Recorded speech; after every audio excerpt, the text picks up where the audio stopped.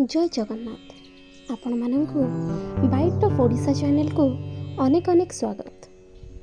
आज आम बनाइबा जगतरनाथ जगन्नाथंक 56 भोगर गोटे निसंकुड़ी भोग ताहा हेउछि मगज लड्डू।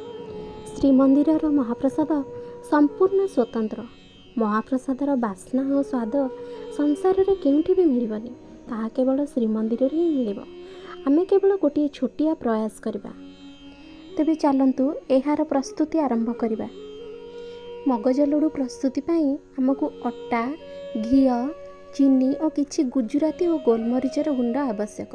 आमे एठी जहाँ भी सामग्री नैचे ताकु मेजर करबाकू गोटे मेजरिंग कप बा ग्लास टी सेट करंतु।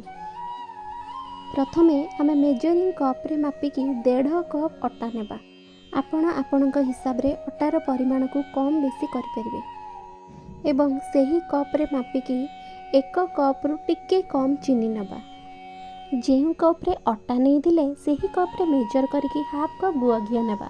अट्टा और घीर मेजरमेंट 3:1 नेबा आवश्यक, माने 3 भाग अट्टा रे 1 भाग घी नेबे।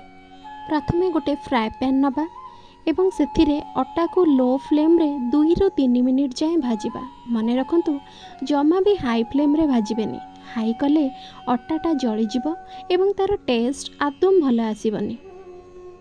एबे देखंतु अट्टार हल्का कलर चेंज हो गलानी।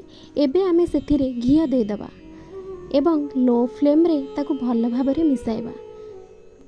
दर्शक बंधु, आज रेसिपी जदि आपंक भल लगे ताहले गोटे लाइक करेंगे एवं आपण फ्रेंड्स एवं रिलेटिव को सह शेयर करेंगे। आउ जदि आपण ये चैनल रे नुआ तेबे प्लीज चैनल को सब्सक्राइब करी पाखरे थिबा बेल आइकन को प्रेस करंतु। एबे देखंतु अट्टा घी सह भल भाबरे मिसी जाइछि। एबे गैस रो फ्लेम ऑफ करी किछि गुजराती एवं गोलमरीचर गुंड एवं मेजर करी रखिथिबा चीनी को ऐड करिबा। मने रखंतु गैस ऑन करी केबे भी चीनी को ऐड करिवेनी। एबे चीनी को अट्टा घी सह 2 ରୁ 3 मिनिट पर्यंत भल भाबरे मिसाइबा। जेहेतु अट्टा बहुत गरम थाए तेणु किछि चीनी भल भाबरे मिसी जाए और किछि चीनी गोटा गोटा रही जाए, जहा द्वारा लड्डू देखिबाकू बहुत सुंदर लागे और लड्डूर टेस्ट मते बहुत भल लागे। एबे आमे एहाकू ठंडा हबाकू छाड़ी दबा। पूरा ठंडा करिवेनी, हल्का उषुम थिला बेले ही लड्डू बनेबे, जहा द्वारा लड्डूर शेप मध्य पूरा परफेक्ट आसीबो। पूरा ठंडा होई गले लड्डूर शेप जमा भी भल आसीबनी। एहीपरि लड्डू को बनै सारला परे किछि समय रखि दियंतु। लड्डू गुड़िक ठंडा हो गला परे पूरा पूरी परफेक्ट शेप हे जिवो।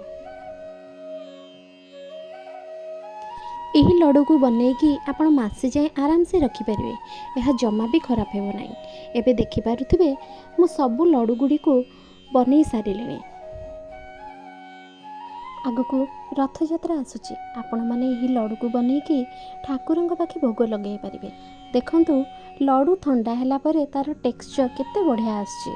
एकदम दाना दाना होई ऊपर को बढ़िया देखा जाउची एवं ता भीतर टेक्सचर केते सुंदर हेची। आपण माने एही प्रोसेस रे जगतरनाथ जगन्नाथंकर अति प्रिय मगज लड्डू को निश्चय बनातु और केमिति लागिला मो सह निश्चय कमेंट माध्यम रे शेयर करंतु। आज पई रहूची। जय जगन्नाथ।